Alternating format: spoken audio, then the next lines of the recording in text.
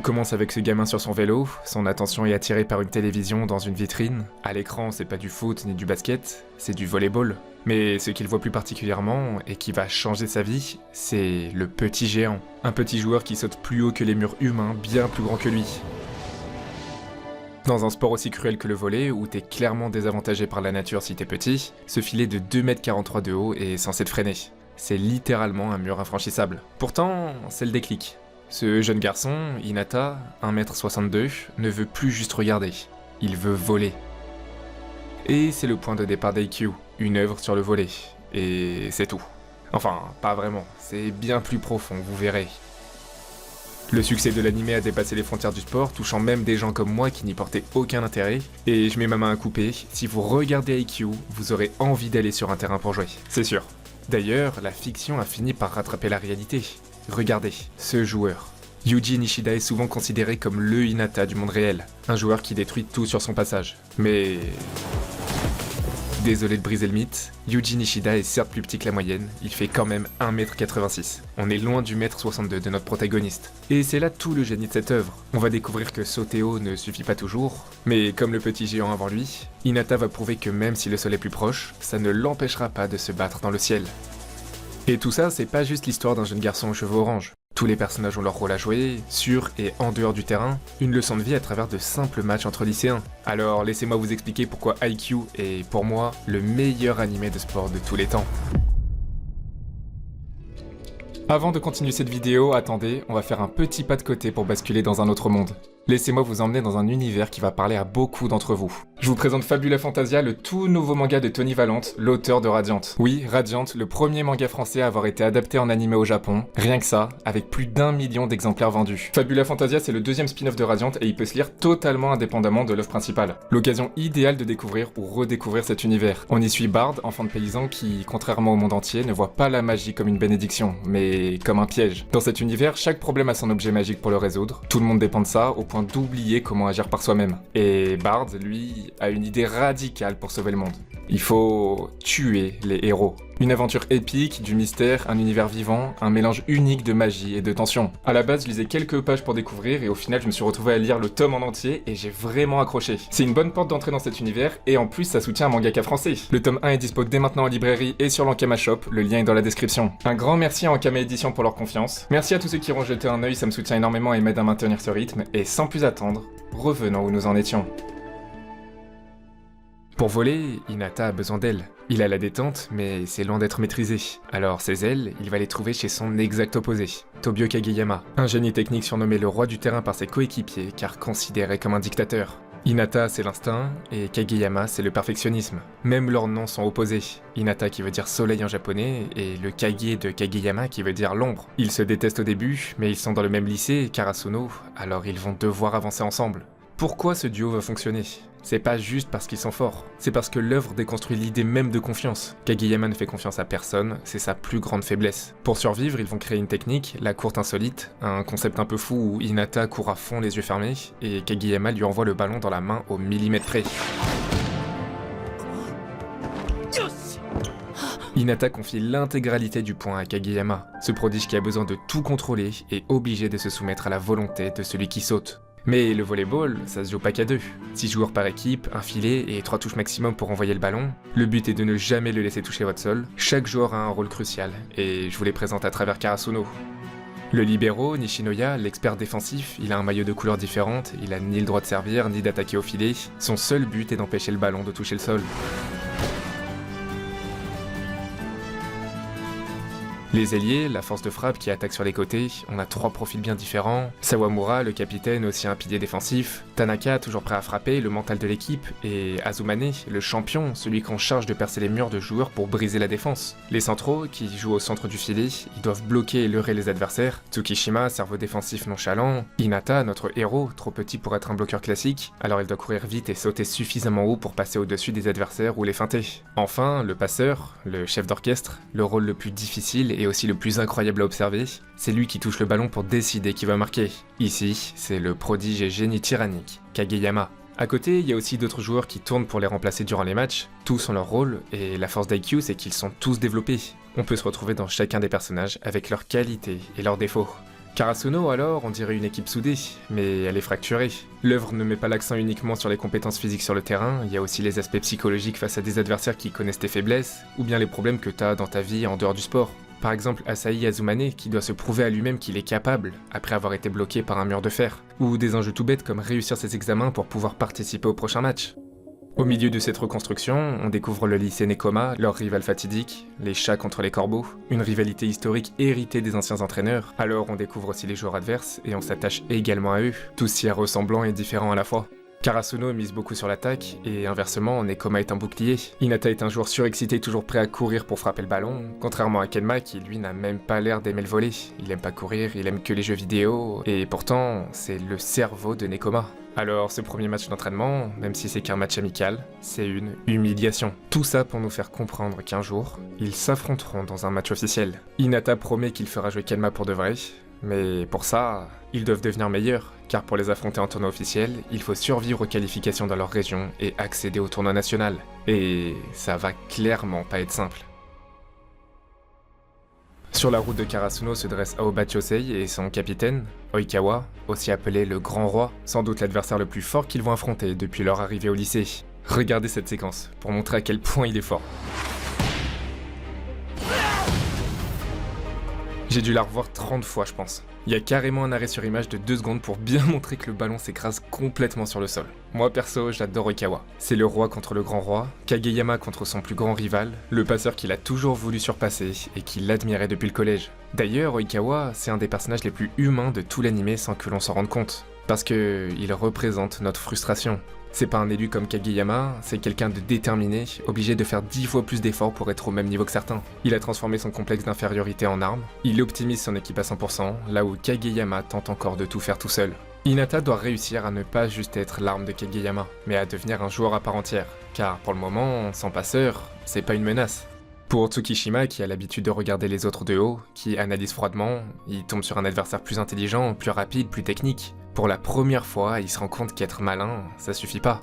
Mais c'est pareil pour les autres. Oikawa veut briser le mental de Tanaka en le visant avec ses services. Nishinoya, c'est un duel d'orgueil, où il doit réussir à arrêter l'un de ses services missiles. Car c'est aussi ça Aikyo.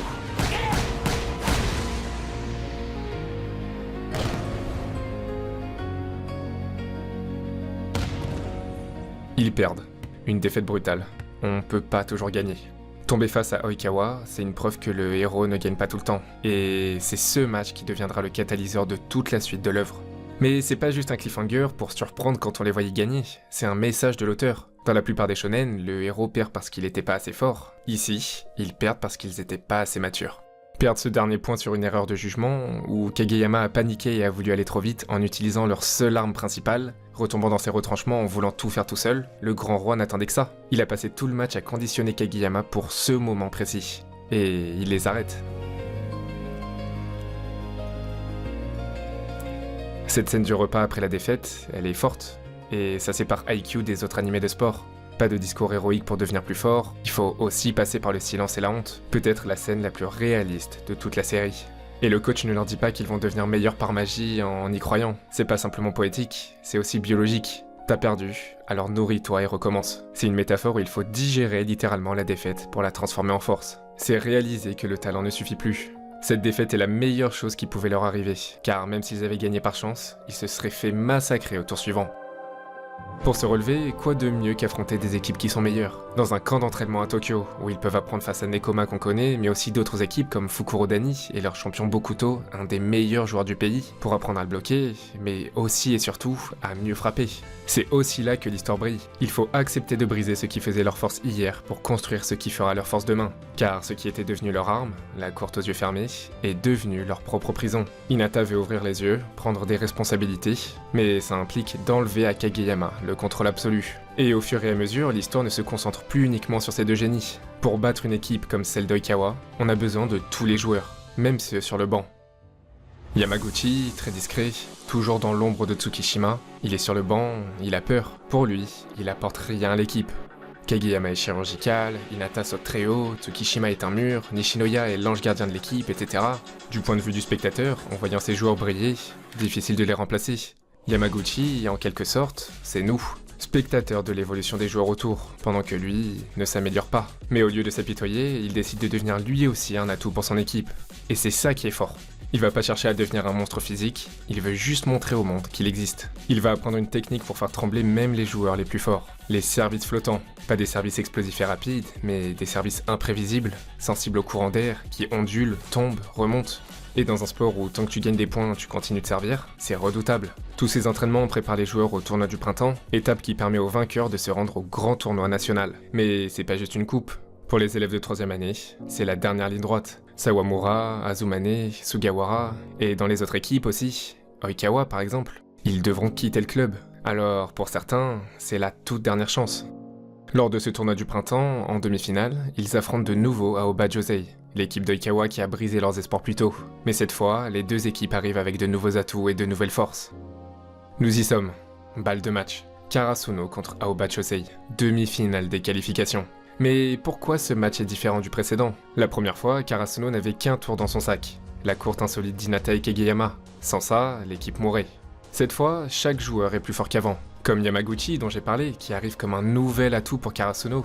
Et son nouveau service flottant permet de remporter des points. Mais dans l'équipe adverse aussi, une nouvelle recrue agressive, explosive, surprenante. Et toujours un Oikawa impressionnant. Alors c'est pourquoi les sets sont toujours aussi serrés. Il y a 25-24. Et tous les joueurs vont faire leur maximum pour remporter le match. Le grand roi se jette dans le décor pour sauver le ballon et réussit à faire une passe parfaite. Mais souvenez-vous, au premier match, Kageyama s'était précipité sur leur seule technique. Cette fois, il panique pas. Et il fait entièrement confiance à Hinata, qui lui aussi est devenu meilleur. Il applique ce qu'il a appris. Il saute plus les yeux fermés en attendant que la balle arrive dans sa main. Il observe, il analyse, il anticipe.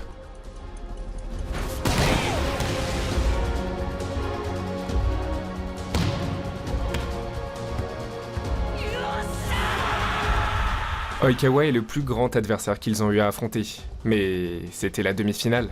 Un monstre les attend. Quand il croise Oikawa dans le couloir, il lui dit qu'il a fait le mauvais choix en ne rejoignant pas son lycée, et il répond qu'il ne regrette rien, et qu'il ferait mieux de faire attention aux autres avant de se faire transpercer là où il ne s'y attend pas. C'est une menace. Oikawa lègue sa rancune à Karasuno et leur dit implicitement « Je vous ai formé en vous battant, maintenant, allez abattre le monstre que je n'ai pas pu tuer. »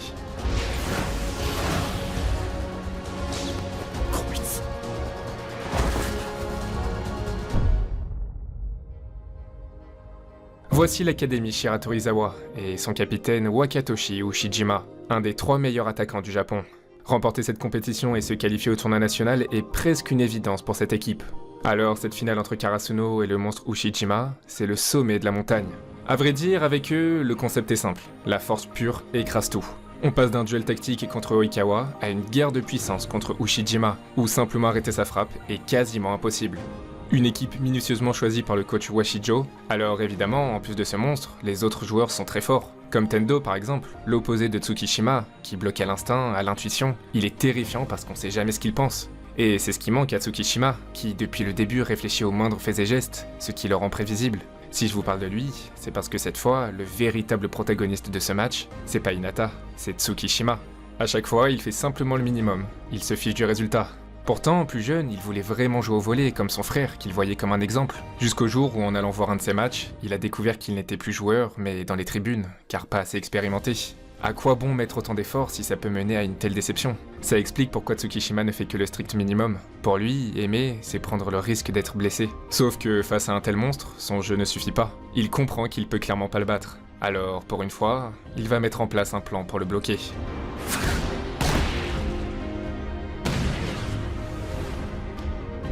Tsukishima arrive à piéger Ushijima. Il le bloque net. Et c'est qu'un point, vous allez me dire. Juste un simple point sur 25. Mais c'est tellement plus que ça. C'est la première fois que Tsukishima hurle car il a remporté un point.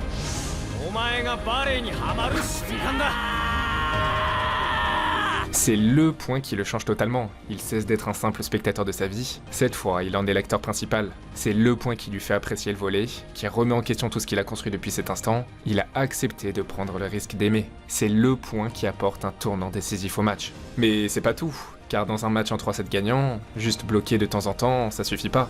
Il faut garder le mental et la force jusqu'au bout. C'est là qu'interviennent les remplaçants, notamment Sugawara, un joueur avec une position difficile. C'est sa dernière année, et quand enfin l'équipe sort de l'ombre, de nouveaux joueurs viennent et le remplacent. Avant Kageyama, c'était lui le passeur titulaire. Il a accepté d'être remplaçant, voyant la vérité en face, même si elle fait mal. On parle souvent de la frustration de perdre un match, mais on parle pas de la douleur de ne pas le jouer du tout, faisant du développement de Sugawara un des plus tristes pour moi. Mettez-vous à sa place. T'es en terminale, c'est ta dernière année, t'as soutenu ce club pendant les années sombres, et un jeune joueur arrogant arrive et prend ta place. C'est la réalité cruelle du sport. Pourtant, le plus déchirant avec Sugawara, c'est pas le fait qu'il perde sa place, mais plutôt le fait qu'il aime tellement son équipe, au point d'aider même celui qui l'a remplacé pour gagner. Quand il entre sur le terrain, c'est pas pour voler la vedette, mais pour changer le rythme et apporter le calme. Il est moins fort et technique que Kageyama, mais sa position sur le banc lui donne une vision globale du match. Il analyse et peut déstabiliser les joueurs adverses. C'est pas un simple changement tactique, c'est prouver qu'il refuse de disparaître sans laisser de traces. Également, tout au long de l'œuvre, il y a le capitaine, Daichi Sawamura. C'est pas celui qui a des actions mémorables, pourtant, sans lui, tout ce parcours était impossible. Il aurait pu abandonner, mais il a continué à s'entraîner chaque jour, préparant une opportunité qui pouvait ne jamais venir. Daichi et son rôle défensif, c'est la métaphore des fondations de l'équipe. Quand l'équipe panique, il est toujours là pour dire « je l'ai ». Et si Kageyama et Hinata peuvent voler si haut, c'est parce qu'ils savent que s'ils tombent, il sera toujours là pour les rattraper. Au milieu de cette guerre, il y a une voix qui refuse de s'éteindre. Celle du coach Ukai, le héros de l'ombre, qui s'investit totalement jusqu'à changer ses horaires de travail pour se consacrer à l'évolution de ses joueurs. Et voici un passage très important, écoutez.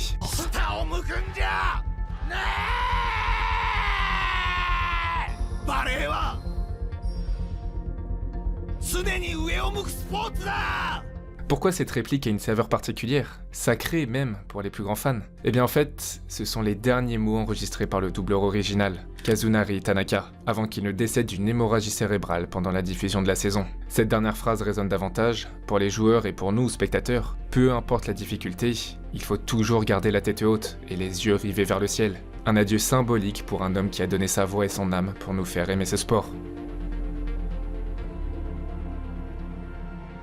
5e et dernier set, 19-20. Ushijima est toujours une forteresse imprenable. Pourtant, c'est là que toute la philosophie de Karasuno va prendre son sens. Si un seul corbeau ne peut pas tuer l'aigle, alors ils attaqueront en groupe. Cette fois, Kageyama n'a pas cherché une ouverture, il se l'est créé lui-même.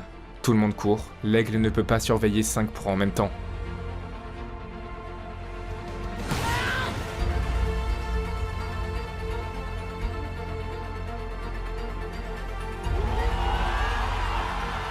Et c'est ainsi que Karasuno remporte la finale du tournoi du printemps. La force brute a été vaincue, ils l'ont fait, ils arrachent leur ticket pour le tournoi national.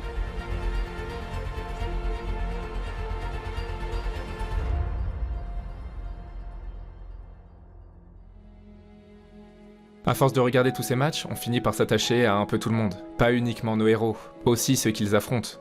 L'auteur ne crée pas des méchants pour qu'ils soient battus, mais des humains qui ont tous leur propre histoire qu'on aurait pu suivre. Chacun a son préféré d'une équipe adverse. Moi par exemple, j'adore Ikawa, j'adore Kuro, c'est mon préféré. J'adore les frères Miya dont on va parler après. Mais il y en a tellement d'autres, tous avec leurs forces et faiblesses. Bokuto, top player national avec un mental d'enfant de 5 ans. S'il rate, il déprime. Lev, le joueur russe immense mais extrêmement maladroit qui doit apprendre l'humilité. Koganegawa, un passeur qui s'améliore de jour en jour et qui apprend que la taille ne fait pas tout. Et il y en a tellement d'autres. Mais aussi des équipes sans réel intérêt à première vue, qu'ils ont affrontées et qui apportent à l'histoire. Les joueurs de Jozenji, une véritable leçon de vie sur la procrastination. Eux qui pensent qu'à s'amuser et faire n'importe quoi, ils comprennent au final l'importance de la rigueur et que c'est comme ça qu'à haut niveau ils peuvent vraiment s'amuser. L'équipe d'Ogi Minami, une simple équipe qu'on voit à peine, et qui représente le fait d'abandonner avant même d'essayer, parce qu'ils sont pas des génies et partent du principe qu'ils sont moins forts, jusqu'à ce qu'ils décident de se battre quand même. C'est la force de l'œuvre. Peu importe qui perd, on a toujours le cœur brisé pour quelqu'un. Alors imaginez le moment où ce sont deux équipes que tu apprécies, qui s'affrontent. Mais ça dépasse aussi le terrain, avec des personnages qui ne jouent pas. Kyoko par exemple, la manager timide, présentée comme dans beaucoup d'animés comme la présence féminine mignonne. Et ben là ça dépasse les clichés quand on découvre son passé. Une athlète de course de haie brisée par les blessures. Elle ne combat pas en première ligne, mais sa présence est essentielle au club. Une membre à part entière. Et ce passage où Hinata a oublié ses chaussures juste avant le match avec Kyoko qui court les chercher faisant écho à son passé d'athlète, c'est le message montrant qu'ils peuvent tous compter l'un sur l'autre. Mais pour survivre au national, l'amour du volley ne suffit pas. Il faut évoluer. Encore. Kageyama a la chance de participer à un stage avec les meilleurs joueurs du pays. Hinata, lui, n'a pas cette chance. Pourtant, un stage d'entraînement a été organisé par Washijo, le coach de Shiratorizawa, où il a sélectionné des joueurs prometteurs comme Tsukishima, mais pas Hinata. Alors il s'est faufilé malgré tout sans y être invité. Mais il a pas le droit de jouer. On attaque donc cette nouvelle saison avec un arc qui a divisé les spectateurs, l'arc du ramassage de balles. Il peut rester, mais il ramasse les ballons, il remplit les gourdes, il joue pas. On sort d'un match explosif, et d'un coup on reprend avec notre héros qui passe le balai pendant plusieurs épisodes. C'est plus lent, oui, mais c'est un arc qui est essentiel, peut-être même le moment le plus important dans l'évolution d'Hinata. Car jusqu'ici, il jouait à l'instinct, courir, sauter, frapper, mais pour la première fois, en étant à l'extérieur du terrain, il a pris le temps d'observer, apprendre à lire le jeu. Pour la première fois, il apprend sans dépendre des passes de Kageyama, acceptant son sort de servant qui passe la serpillière pour voler de l'information. Et à vrai dire, tout ce qu'il apprend, c'est ce qui va sauver Karasuno dans le match le plus difficile qu'ils aient connu jusqu'à aujourd'hui. Je me permets de vous introduire Inarizaki avec ce premier point incroyable. Atsumu arrête la musique d'un simple point levé. On entre dans une nouvelle dimension où là, les équipes du tournoi national sont encore plus grandes et ambitieuses. Karasuno va affronter les jumeaux Miya, Atsumu et Osamu, une des meilleures équipes du tournoi. Et quand Kageyama connaît très bien le jeu d'Hinata, là, ce sont deux jumeaux qui jouent ensemble. Ils se connaissent mieux que personne, aucun besoin de communiquer. Face à de tels monstres, Karasuno souffre, et un joueur en particulier, Tanaka. J'en ai pas beaucoup parlé, mais si Karasuno en est là, c'est en partie grâce à lui. C'est le mental de l'équipe, toujours plein d'énergie et prêt à motiver les autres. Mais quand ton atout psychologique craque, qu'est-ce qu'il reste ? Il commence à sombrer, il se sent banal à côté de ses génies, et c'est là que l'œuvre nous offre un des passages les plus inspirants. Alors qu'il est au fond du trou, il ne va pas fuir. Il va quand même demander la balle et envoyer une frappe incroyable.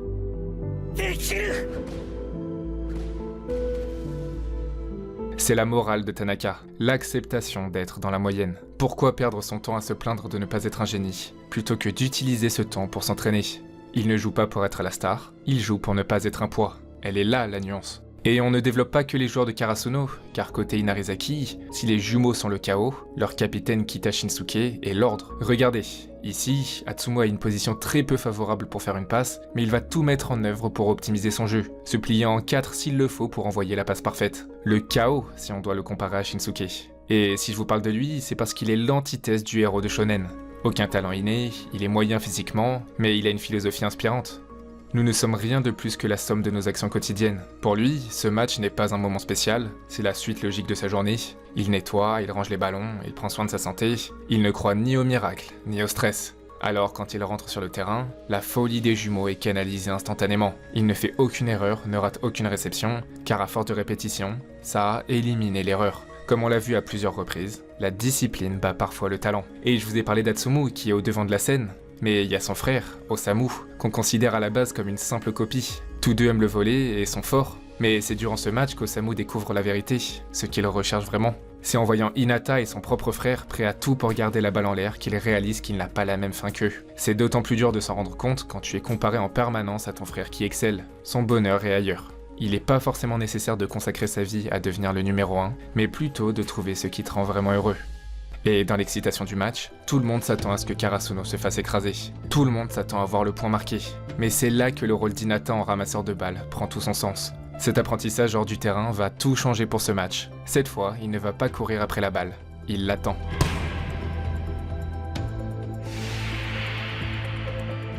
Il la reçoit parfaitement, et elle monte haut, calmement, permettant à l'équipe de calmer le rythme et la précipitation. Il remet le point à zéro pour que son équipe puisse contre-attaquer proprement. Et pour la première fois, Kageyama complimente sa réception. C'est l'aboutissement de 4 saisons. Le petit joueur ne se contente plus uniquement de voler, il sait aussi défendre. Hinata est devenu un joueur complet. Une simple réception devenue un des passages les plus marquants de l'œuvre. Ce point décisif, symbole de toute l'évolution d'Hinata, est le point qui les mène à la victoire. C'est ainsi que Karasuno bat Inarizaki. On y est, le match que tout le monde attendait. La guerre des poubelles, Karasuno contre Nekoma. Deux équipes totalement opposées, pas de super champions, pas de joueurs dans le top national, une philosophie simple, la connexion. Ils vont affronter ceux qui les ont toujours battus, les maîtres de la défense, les joueurs rouges comme le sang qui coulent sans s'arrêter pour oxygéner le cerveau. Et ce cerveau, c'est lui, Kenma.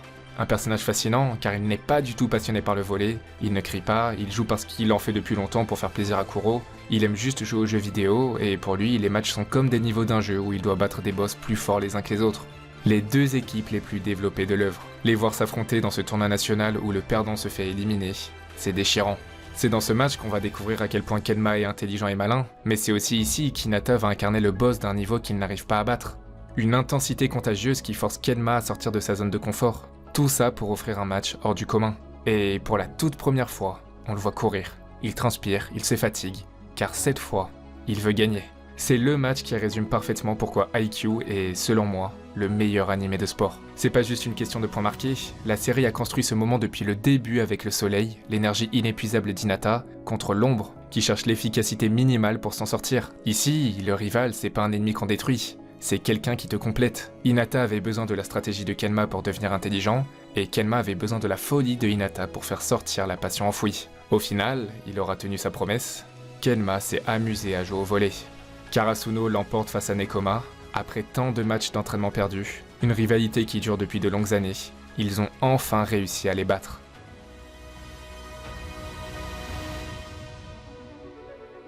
Mais le tournoi continue, et en quart de finale, il tombe contre Kamome Dai, et surtout Korai Oshiomi. Et il faut s'arrêter une seconde sur lui, car son introduction est pour moi la meilleure de toute la série. L'anime ne nous le présente pas avec des dialogues, mais directement en action. On le voit jouer, et il est terrifiant. Un véritable géant malgré sa petite taille. Volontairement, la caméra se place en dessous de lui pour montrer l'illusion qu'il saute extrêmement haut, qu'il vole. Il est ce que Hinata a toujours rêvé d'être. Petit comme lui, mais c'est une armée à lui tout seul. Là où Hinata a encore des lacunes, Oshiomi est complet. Bloc impénétrable, réception de dernière minute, smash inarrêtable et même des services impressionnants. Il est la preuve vivante qu'il est possible de dominer en étant petit. Et c'est même pas une excuse pour lui. Quand on lui dit qu'il est fort pour sa taille, il dit qu'il est fort tout court. Dès la première minute de l'œuvre, Hinata est inspiré par le petit géant.